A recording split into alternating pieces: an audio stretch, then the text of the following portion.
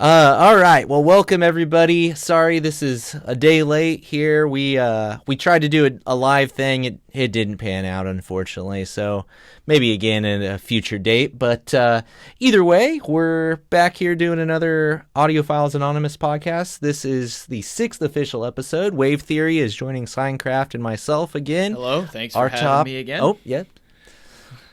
Topic today is negative reviews. Negative reviews. So we haven't talked a lot about this ahead of time. I don't know, who wants to get the ball rolling? Well, maybe we should start by defining what we think negative reviews means. I think that would be a helpful place to start. Yeah, are you guys talking about just any review that's not positive? Or are you talking about a review that is like really leaning in on the negativity to make a point? Yeah, I mean that's a good question, because I guess to me there are like kind of three main categories of reviews. You have like the two opposite extremes of each other, where one is you love it and you're just fawning all over whatever the piece is, and then the other one is the opposite of that, where you don't like it and you don't think anyone should buy it. Right? And I guess to me, that's the negative review categories. And then like most things, I think, hang out somewhere in the middle there. There's like a spectrum in the middle where there are some traits of the thing that are really good or you really like and you think are strengths. And then there are some that come along with it that are maybe more on the weakness side. And so you just leave it up to the viewer, listener, whatever the case may be. If you're doing written reviews, it could be a reader to figure out if your description matches something that they might be interested in. So let's to start. Let me ask you guys: do you feel like are you willing to do negative reviews? Do you do negative reviews? How negative are you willing to go? Is there a line that you won't cross, or I don't know? So tell me about that, because I know, like, I've heard Steve Guttenberg say before, like he won't release like a negative review, like he just doesn't do it because there's so many good things to review. But I kind of don't operate that way. But yeah, I guess just to split hairs a little bit too, I'd say there's sort of critical reviews, right, where you're saying like, I'm recognizing a lot of flaws in this thing, especially taking into consideration price or competition or whatever, right? There's like critical, like where I'm not being overly emotional about it. I'm just trying to state, like, look, I recognize some flaws here. I recognize some shortcomings. And then I think there's like negative, where people just burn something down. And the spirit of it to me isn't necessarily as helpful, as in like I'm trying to be informative. It's more about I'm trying to be inflammatory because it's kind of fun to get a rise out of the crowd. And there's definitely, I think, some reviewers that will go to that extreme. And it's theater. I'm not saying hyperbole. You can't do that. Yeah, like, I mean, they're having fun in their own way. I don't love that stuff because it's just like kind of winds me up. But anyway, so I think maybe we're talking really about critical reviews, not about like actually like negative, like, bringing a negative slant to a conversation. I personally hope that none of the reviews I've done have come off that way. Because I always try to say pros and cons, I mean, obviously some things have more pros than cons and some things have more cons than pros, but I feel like I also approach things with the understanding that not everybody likes what I like. And when I review, like, a lot of it is based on just, do I like it? And I try to point out, like, well, this isn't for me because of this, but I could see you enjoying it because of, this.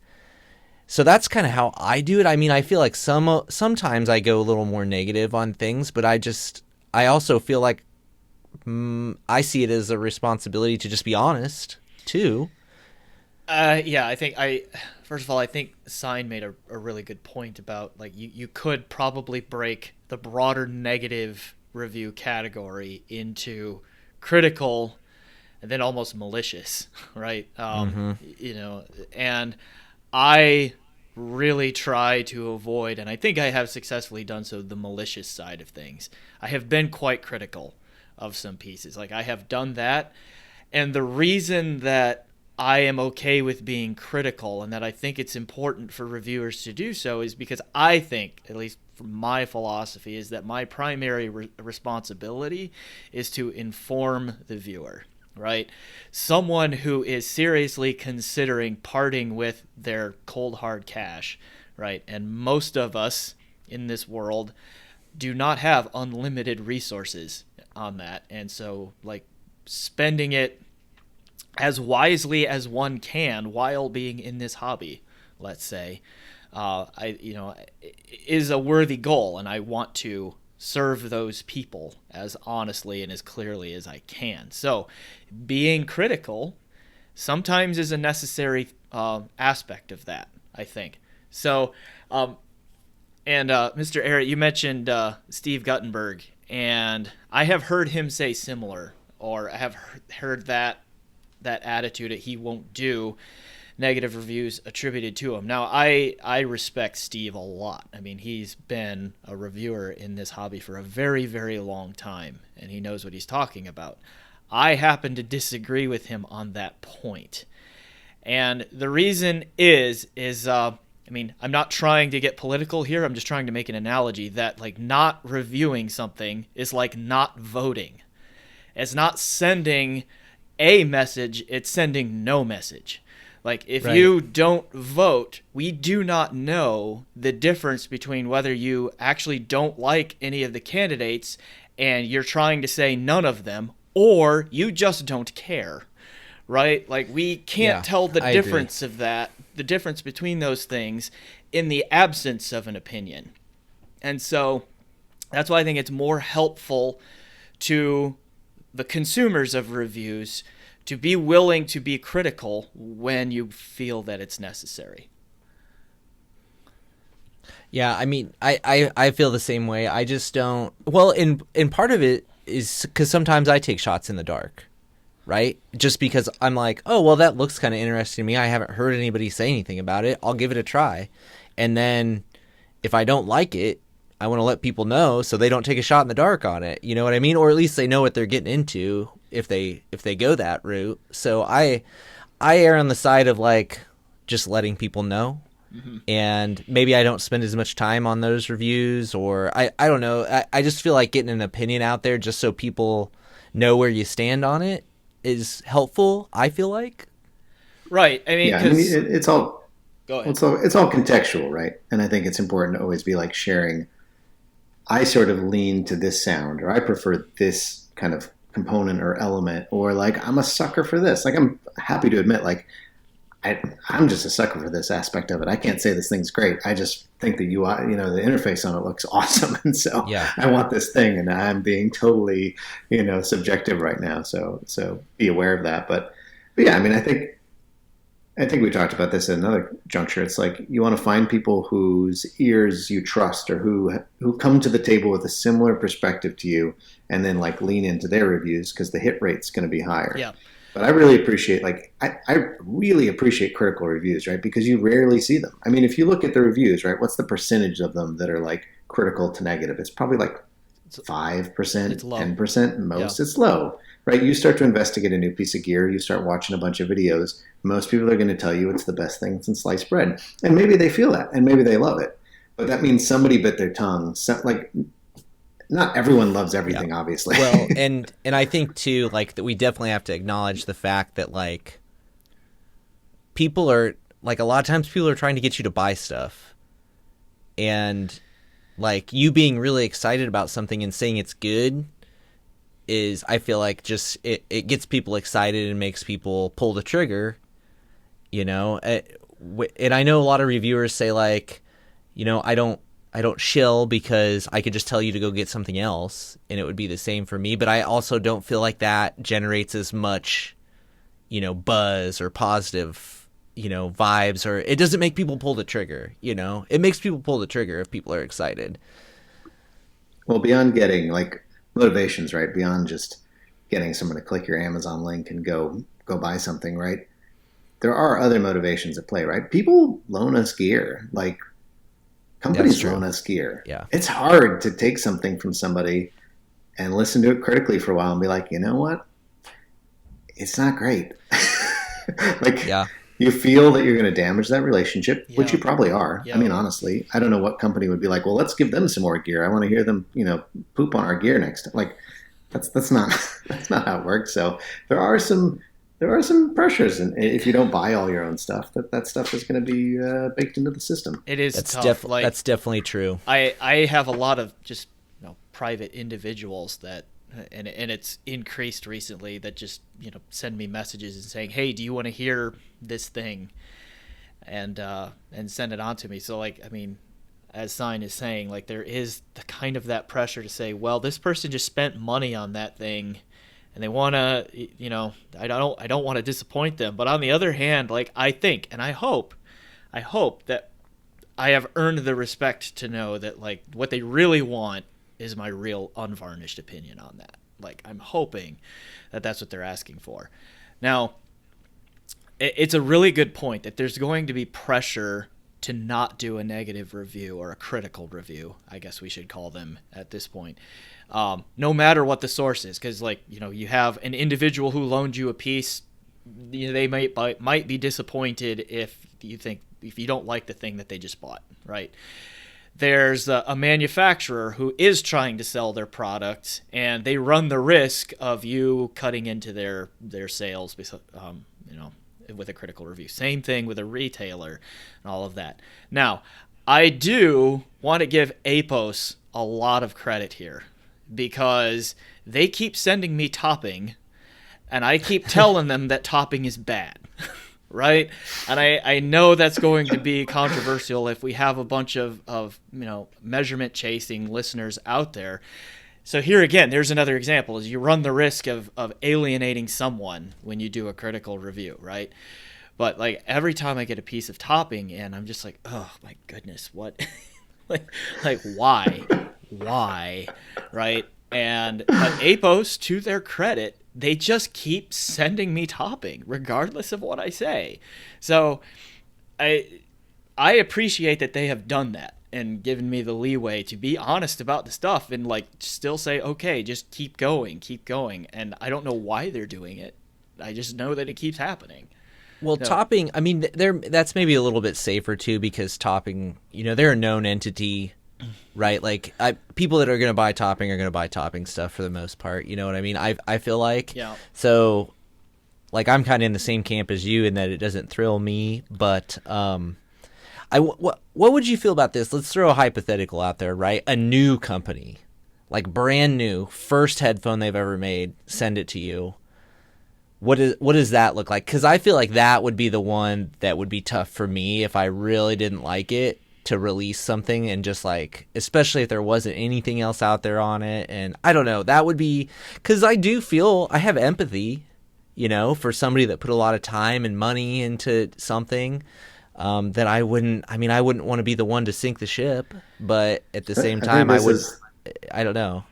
This is the balance of negativity versus being critical, right? Yeah. Like, critical feedback we all benefit from in everything we do, professionally, at how we treat each other, politically. Like, we have to have a feedback cycle, right? And so if I'm a new manufacturer and I'm hearing consistently from reviewers like, oh, this is too hot, or like, oh, like, this cheap cable, like, really lessens the experience. If I get that piece of feedback a bunch of times, that's a good learning for me, and I can adjust. And, like, if your sales are just tanking and you're not getting any traction, but you don't know why, that's a worse place to be for a company. So even for a new company, I think you're still doing them a service. Would they love to have that feedback in private where they could address it less publicly? Of course, but, like, that's not... Well, it's the conversation of the community, right? And maybe, I guess, the thing to think about if you're one of those new manufacturers is just get the feedback before you release the product. Yeah. And then bring it to market after you've had a chance to field those initial things. Maybe, I mean, maybe that's the way to do it. That's probably best case scenario. Really, that's what I was gonna say. Is, like, I would rather that company approach me and ask me to be a beta tester, and then what I would do is not review it. Like, I wouldn't give it a review after I have done work for that company and been a beta tester. What I might do is, like, make a video and say, hey, I helped them develop this, and here's what I was going for, and then just let other reviewers handle the reviewing aspect. Well, that's of fair. It, right? That's a fair perspective, I feel like. Yeah, because I wouldn't want to be put in that position either of, like, here's a brand new headphone company, they put a whole bunch of years and money into the development of this, and it's their only model, And if it's not good, it might very well sink their company before it ever really starts floating. Like I would feel terrible about that too. But on the other hand, I probably would also honestly feel worse if I said good things about it that I knew weren't true. Like I wouldn't be able to look myself in the mirror like after that video posts if that were the case. So I guess for me that would be the less bad option, is to just be truthful about it. Yeah, there's this balance, right? Where like, I think I think there should be room where you're trying to like recognize that we are all subjective and and I say us, like I'm not talking about reviewers. I'm talking about the community, right? This is a big community of people. I read tons of stuff on forums. They're not people who don't call themselves reviewers, but I value their opinion. So when I talk about like we should do this, we should do that, I'm not talking about the three of us in this room. I'm talking about people involved in this community, right? Like I appreciate people recognizing the subjective point of view they're bringing and calling out, you know what I heard in this that is kind of cool, but not for me, or you know what I heard in this that I think is special, but again, not my jam. Like that's great because then I might read it and be like, oh, that is my jam. Thank you very much. But I don't want people to fluff things up because I don't think that helps, right? And I had an experience where I had a buddy over. He's got a ton of gear. He brought some gear. I put some gear up. We were listening to stuff, sort of comparing notes. And I was like, oh, I kind of like thought I'd really dialed in this chain on this headphone. I was like, oh, check this out. I think you're really going to dig it. He listened for a little bit and he's like, yeah, no, man, that doesn't sound anywhere near as good as the chain that I have set up for it. And it's shaped like this. And I was a little like heart fallen because I was like kind of proud. I thought I'd unlocked something. I thought I'd sort of like found the right synergies and the right puzzle pieces. And so like I was a little crestfallen when he was sort of like, nah. But I then started to pursue some of the notes he gave, and I unlocked a more enjoyable listening experience for myself with the rest of that. Like, I swapped some things out. I was like, wow, yeah, now I'm really getting somewhere. So if he had just sort of bit his tongue and been like, sounds really good, man. Like, maybe that's fine, right? I would have sat there with that gear. I wouldn't have been unhappy with it, but I'm happier with the thing that I've ended up with because of that critical feedback. So I guess that's the way I kind of look at it. It's like without critical feedback, it's hard to move forward. It's hard to find your way to the place you ultimately want to get to. Well, and I think too, right? It's maybe early on, I would have been a lot more concerned if people, didn't agree with me or something I thought was good. Like somebody would tell me, oh, that's not that good, blah, blah, blah. There's always going to be those people and nobody's ever going to agree on it. I think part of like the fun of going through all this is like you start to realize, yeah, I do have my own stuff that I like, and that's cool. Like, that's great that I have my own stuff that I like, and you don't have to like it. Like, and that's fine that you don't like it, And I think it's almost like once you've established yourself and like what you're comfortable with and what you enjoy and what you like, then those other opinions like don't matter as much, or they don't hurt as much to hear somebody disagree with you. And maybe that's how manufacturers are too. I mean, maybe Choping, they listen to us or people that have similar feelings and say, yeah, I can see why they say that, but you know what? We like our product the way it is, and we're going to keep making them like it because they sell, and there's plenty of people out there who do enjoy it. So I think there's a level of just being comfortable with who you are and what you like and or manufacture what you make, and hopefully you're proud of it and are willing to stand by it regardless. I think, yes, I'm with you 100%. Like finding your own space in this hobby is always a good thing, and gaining that level of comfort in like your own subjective stuff and just being like, yeah, I like this like super bloomy over the top tube sound. That's my thing. If you don't like it, I don't care, or whatever your thing is, right? I think one of the examples that popped into my head when we were like chatting quickly about this topic. was the idea of the Cindy Peacock. Like, I don't know if you all remember when that thing came out. No, that was specifically one I was thinking about. Yeah. Yeah. But yeah, I mean, for those familiar, not familiar, came out, I think, I don't know who the first review was, but pretty quickly DMS had a review that was like just soul crushing. It was just so inflammatory. No, He just beat the hell out of that thing. It was hilarious because Zeos did. I think it was Zeos was first and raved about it, loved it, totally hyped, and then DMS's comes out like the next day, and it was like polar opposite. I think that's probably the most negative review I've ever heard. I think that was brutal. It's not my example of negative reviews, right? That's when I talk about going from critical to negative, right? Because it was it seemed like to have malicious intent behind it. And I think he felt very passionate that it was not a good headphone and it was not performing and the price that they were coming in was unreasonable. And that's his point of view. And that's why it's great to have a bunch of people in this hobby, reviewers and community members, because no one's right. But, since then I've seen a number of reviews of that. What's that dude? Passion for Sound, that Australian dude. Yeah. Andrew. He loves it. He put that in his S list when he just did his tier list recently. Really? Above the Sasvara.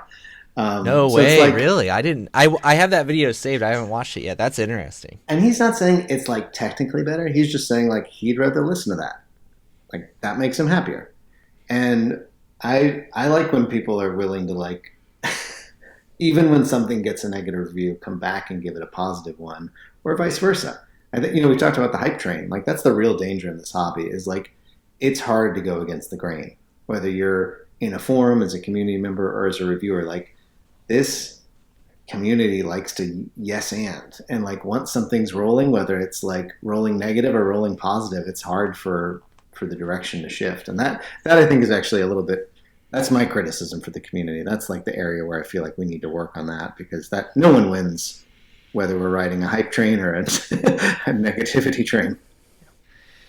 Yeah, I think that's and I think most of us, I don't know. I know, Wave, that you do this. I don't know. I'd be interested to hear how you do it, Sign, but I pretty much stopped watching reviews until I've had a chance to review the actual thing for myself. And I know a lot of people try to do that.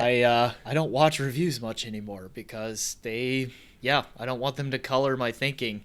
Now, after I review a piece, I will. It's fun to watch to see if people agree. I will sometimes go back and look at others, particularly if it's going to be a pop. I know it's going to be a popular thing.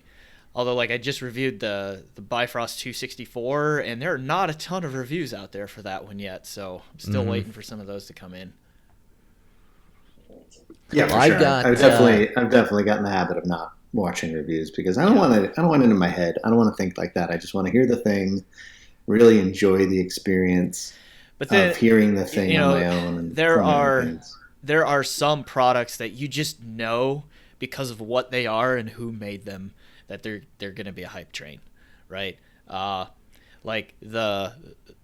to topping, the A90 discrete amp, right? Even before the reviews of that started dropping, I was like, well, I know how this is going to go, right? And it went exactly how I expected that it was going to. Now, I haven't gotten that one yet, but you can't avoid the general consensus review of a product like that right now, because if you're just scrolling through YouTube and looking at your subs, a lot of these guys are looking at your subscriptions, and a lot of these guys are putting in the titles of their video the best amp ever just got better, and things like that. And it's well, so much for not looking at reviews before this thing came in. Well, yeah, because even if you don't because that's a good point, because even if you don't watch them, you can still see the general impression, which, by the way, I have the A90D right now. Oh, do you? I get okay.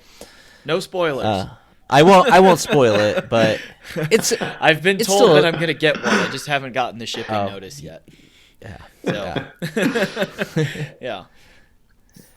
So. What do you think? What do you think it is? I've got some theories, but what do you think it is about that sort of groupthink mentality? That is it just that folks don't want to be the guy that bought the wrong thing, and therefore they have to vigorously defend it? I mean, I've seen people defend things they don't own, though, which is super wacky to me. Yeah, that is weird. What is that community thing about? Is it just a need to belong that we all have to tribal up. I do think there's something to that, because I mean, you got to realize I'm a high school teacher, so I live this stuff every day, like seeing these things play out for weird different little niches and stuff like that. Like, so there, I mean, but we see it everywhere. You know, you see it in the political world constantly with this groupthink stuff and things like that. And I do think it's like, I don't know, especially for people that, I personally, for me, just dealing with young people and knowing how I was back then, I think it's like a security issue. Like, people that are self-secure are more comfortable going against the grain, and if you don't have that like self-confidence, I feel like it's way easier just to go with the flow and fit in with the mainstream. And I don't know, I see that playing out all the time. So I definitely think there's something to that for sure. So agreed. I think there is this tribalism aspect to it. I think as long as I've been involved in the audiophile hobby, you know, I was reading things like Stereo Review magazine and all of that when I was like 12 years old, you know, and those sorts of things. So I've been in this for a while. And what I have observed over all of that is I think this also relates to the topic we talked about last month, is that there is this desire to find external validation for the decisions we have made about gear, right? So, like, the measurement phenomena that's going on right now about chasing measurements and using that as the determining factor as to whether a piece of gear is good or not, is really not all that surprising to me, because to me that sounds very similar to like back in the 90s when magazine writers were saying, I want to hear what they heard in the studio, nothing more, nothing less, right? Like, it was that same kind of external validation of, give me some sort of external benchmark that is more than just, do I like it or not, that I can compare to, so that I suspect it's just like so that we can feel a little bit better about the decisions we have made in some cases. So, like, defending things you haven't heard, you can look at a measurement graph and say, well, look at that really high synad and that vanishing low distortion and, you know, all of those kinds of things, and think, oh, that must be a really great product. You know, it makes life easier if that's all you need to look at, and you're not wrestling with the question of, does this connect me to the music or doesn't it? Right? So, yes, groupthink. And then I think some of that groupthink is centered around that need for external validation to some degree. Yeah, I think, well, that's probably all groupthink though, really, right? It's just like you say something and then people around go, yeah, and then everybody says, yeah, and then you all feel good about it, and like you move on to the next thing. But the measurement stuff, I mean, this could be a topic for a whole nother thing. I just that they can be, I watched something somewhere, I don't remember who did it, I'll have to hunt it down. It may have been ASR, which I know triggers some people just in itself, but there was a video I watched somewhere that was like how to manipulate measurements, and after I watched that, I did that one, if I remember. Who was it? Golden Sound, I think he has a video like that. Oh, maybe that was it. I don't remember who it was exactly, but it was really good. And after I watched it, I was like, okay, like now this is really in the weeds with these measurements, which I don't put a lot of stock into anyway. But that made me just go, boy, that's like, I don't know. I'll have to watch that video again. I'll post a link to it. I know what you're thinking. I also, like, if you read Audio Precision's website, they have a blog on their website, and Audio Precision makes the measurement rigs that are popularly used, right? And they will tell you in that blog and even on their website, this is not the end-all be-all tool. It is just a tool. It is an aid, you know. And furthermore, the measurements we give you are estimates. They're good estimates, but they're still estimates, and so forth. Anyway, continue your point there, Mr. Arrett. I just wanted to add that in there. I don't know. You were talking about measurements, and I was just thinking about that. So I was thinking the need, I understand the need and want to point to a number and say, there we go. That proves it. This is good. But I'm just saying, even those numbers, my point was just even those numbers aren't necessarily what they tout to be sometimes. I don't know that. I just you can't. I don't. How do you give a valid opinion if you haven't heard it with your own ears? I just don't know how you could possibly do that. Yeah, and I'd also say, like, how do you give a valid opinion if you haven't, like, heard the thing with a couple other things connected to it, right? Because, like, nothing exists in a vacuum. Like, a pair of headphones, I mean, some headphones plug right into your laptop, Bob's your uncle, but most of the stuff we're talking about, right, you're going to have a dedicated amp. You might have a dedicated DAC. Like, you're going to have some interconnects. You've got a chain. Like, I've definitely put on a pair of headphones, plugged into one set of gear I had, and thought, like, yuck. And then, like, 2 days later, swapped some stuff around and been like, oh, I kind of missed it. Oh, I see what these guys are going for with this. So, like, for me, even before you can come to the point of, like, a critical opinion, like, at least for me, I need the confidence that I gave the thing its fair shot, that I, like, really swizzled it around with some things. I might still end up a few days later, a few different setups, being like, oh yeah, that's not for me. Yeah. But then I feel confident that, like, I actually have the data. I completely agree with you that, yeah, I mean, these are electronic components, right? Like, an audio system is an electrical circuit. And different components will interact with each other differently. And that is an aspect of science that we have known for decades. But, you know, the science, the so-called science side of our hobby has been ignoring that very reality, you know, for whatever reason, for a while. And me, as a scientist, I'm just going to stop talking about that before this becomes a non-kid-friendly show. And it always comes back to, do cables matter, doesn't it? That's what it's always going to come back to. Yeah. That's just the parentheses for our podcast. So I say that to support Sign's comment that he just made there, and then I want to add to the comment that I think you also need more context too. Like, we touched on this a little bit in our last show about, like, comparisons. Do you compare one piece of gear to another? So not only does behavior change electrically when you swap out different conductive components, what also needs to happen is you need a little bit of context to know that, like, is this $500 amp that I'm listening to right now, is it really a $500 amp? Like, does it compete on a level, even if it sounds a little different?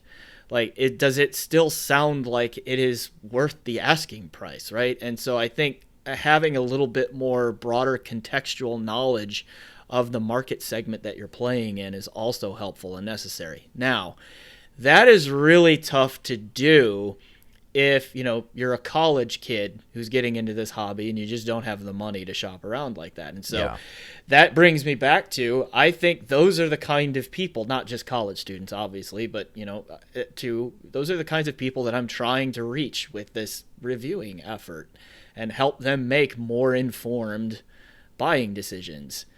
So that's why, like, I'm okay with doing critical reviews, because I owe it to them to, you know, share that opinion and to share my knowledge with them if I'm going to be doing this. Well, and one thing I really like too is comments. You know, I love when people comment and say, well, this is what I'm listening to and it sounds good to me, or, you know what I mean? Like, they add their little 2 cents to it, and it doesn't have to be a lot, you know, just like a 2 or 3 sentences to give some people your own little context and experience with a piece of gear. If you add that on a review, I don't know. I know I read every single one of them. I don't know. Like, I feel like as many reviews or opinions as people can see, just the better off everybody's going to be as far as making a valid decision, or one that maybe ultimately works out for them. Yeah. So I think, you know, not to, like, put a bow on it, but I think the way I'd frame what I've heard today and the ask back to both reviewers and the community is, like, should you give critical feedback?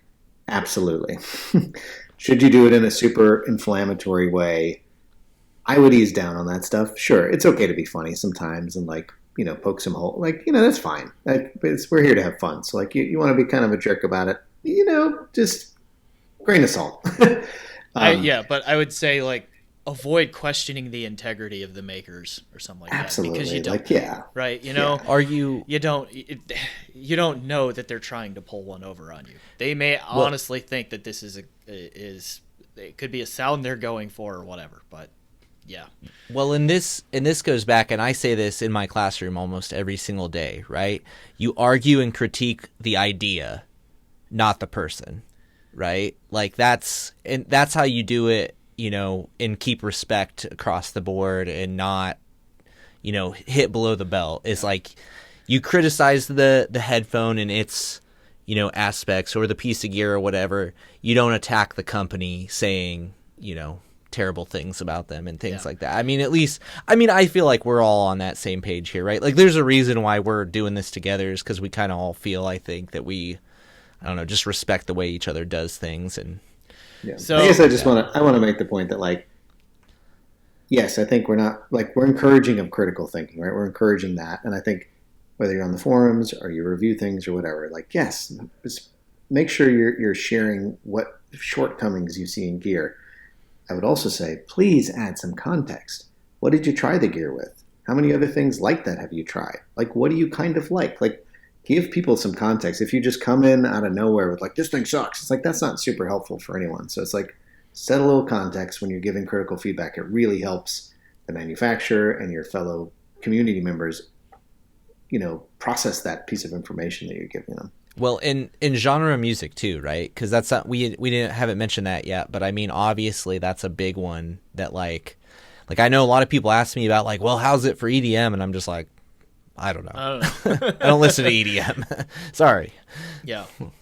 So a couple of the things we've talked about here, like I want to come back to like the manufacturer's perspective for a couple of moments, because some comments were made here that I want to build on if I can, and then like pose a potential question on the second one.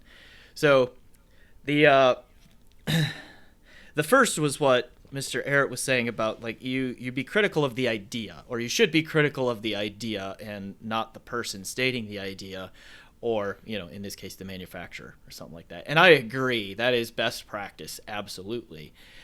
I will say, as someone who has been through grad school, where the whole thing, like, your product is your ideas, like that, on the receiving end of this criticism, and something that I keep in mind as a reviewer is, like, at some point, your idea or your product is also very much wrapped up in your identity and who you are, right?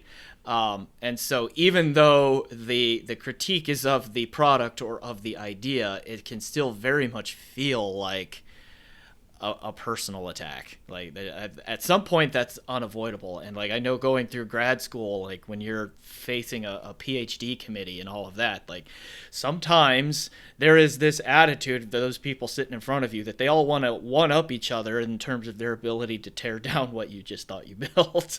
Okay. And that's brutal. That is really, really brutal. So I try to keep that in mind when I have to do critical reviews as well.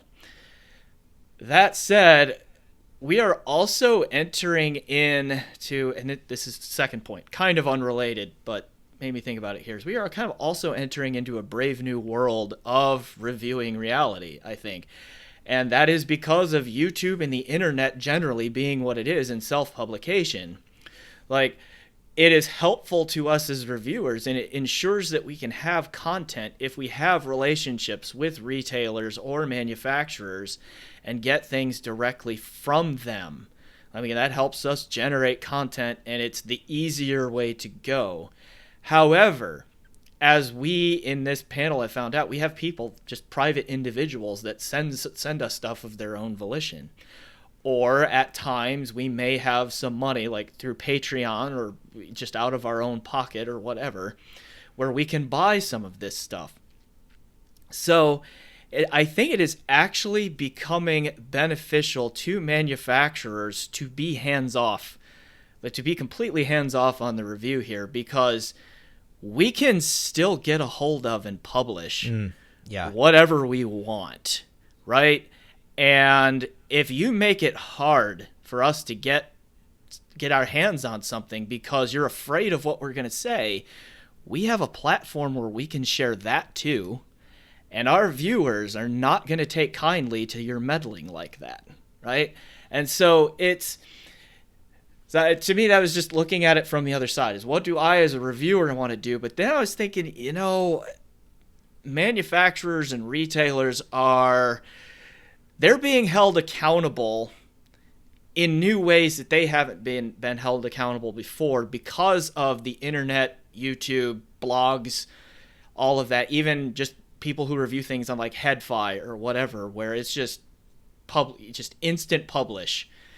There are pros and cons to instant publishing for sure.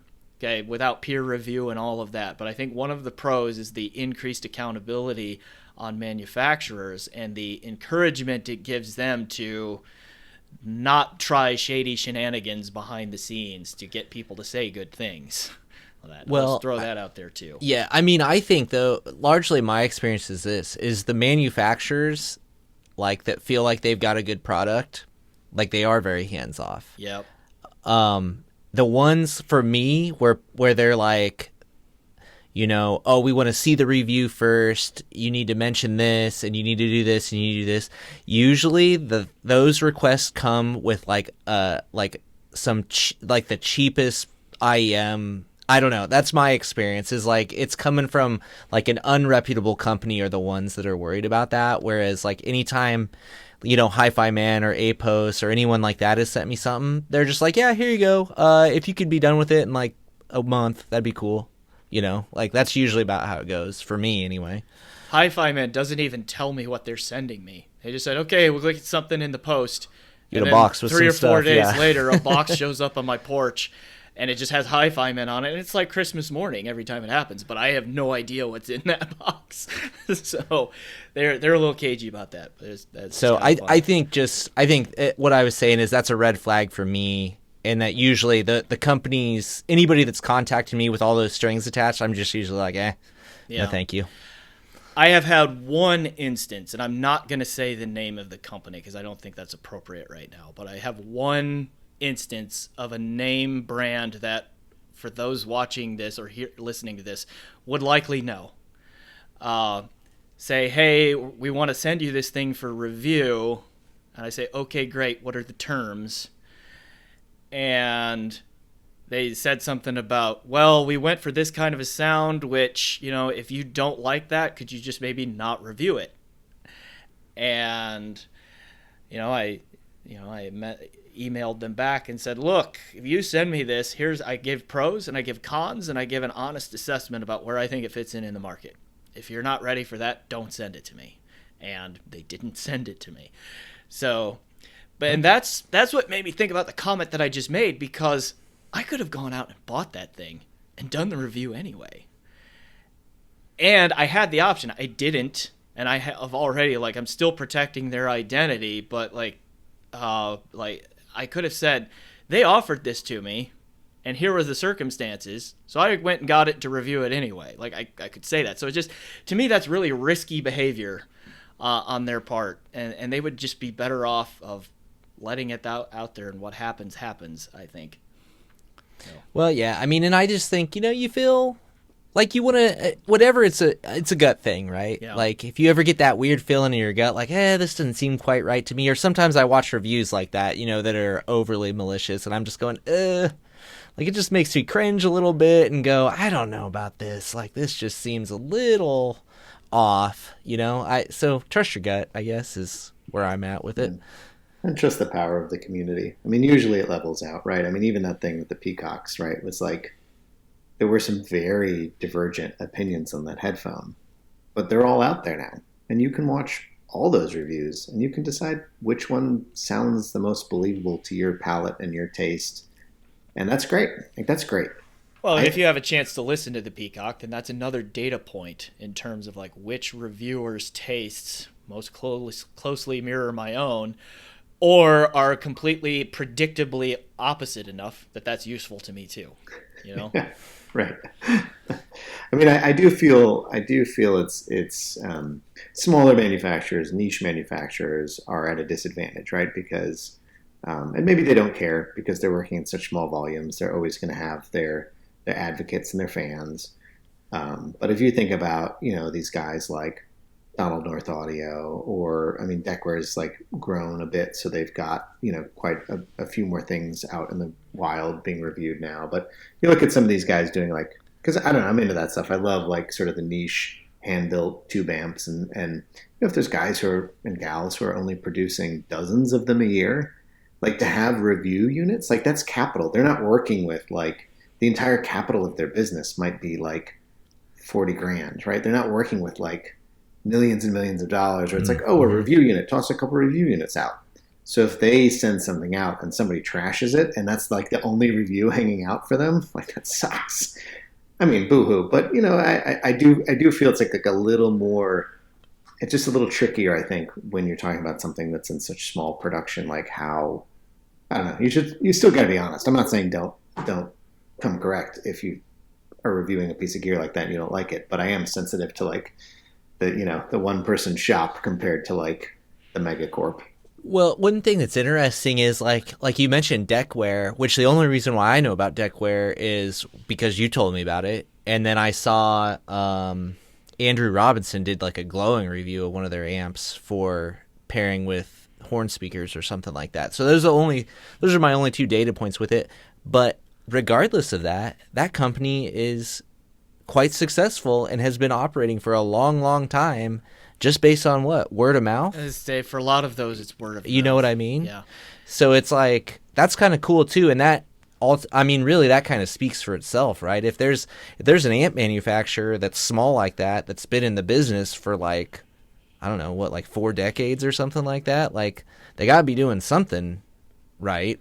I mean, so even that kind of speaks for itself, I guess. I recently got, and I know we're getting close to the time here that we got to wrap up, but I recently got, I always like working with those small manufacturers, but I come to their gear used like a lot of times, right? So I had to send in my Quicksilver amp back to the builder of it recently, because it has like a hum to it, and I just wanted to make sure that it's what it's supposed to be.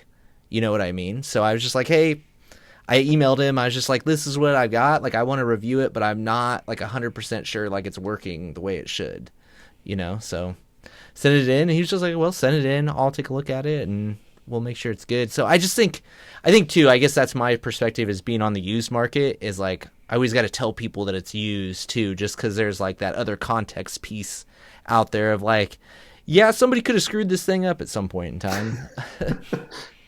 Yeah, there's always that. Like, people definitely, like, you can get the one-off bad piece straight from the factory, right, that somehow got through QC, but is actually not representative of the other 100,000 units that came off the line that day.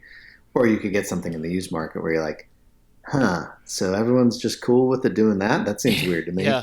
So in general, like with headphones in particular, I do kind of like getting them used. Like, if I don't have to break them in, that's helpful, because then I can turn out more content faster, because there have been a couple of headphones that needed like almost a week of break-in, and it's like, well, losing that time to review it.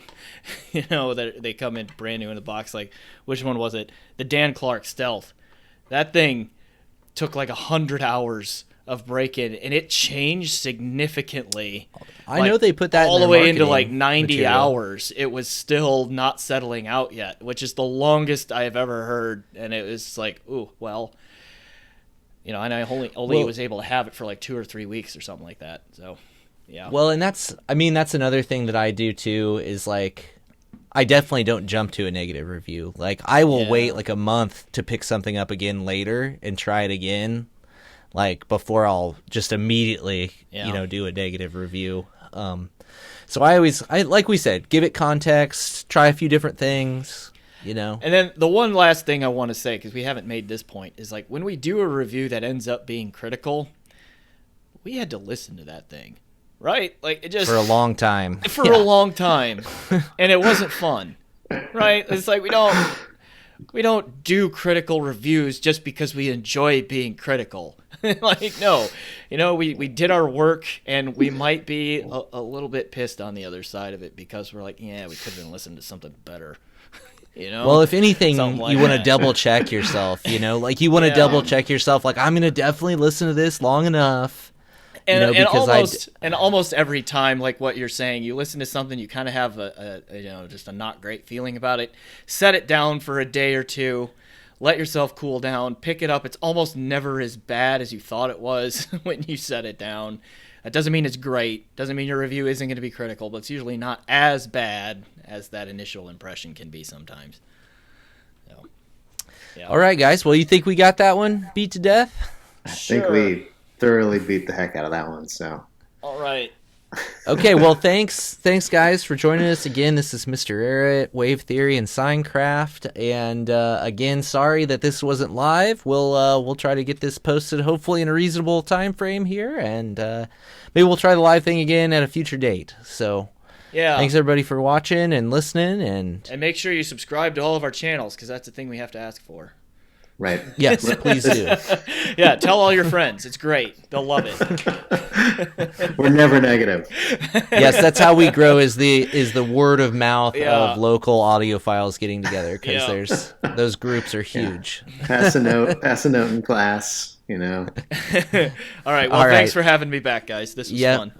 Thanks everybody. See ya. All right, fellas.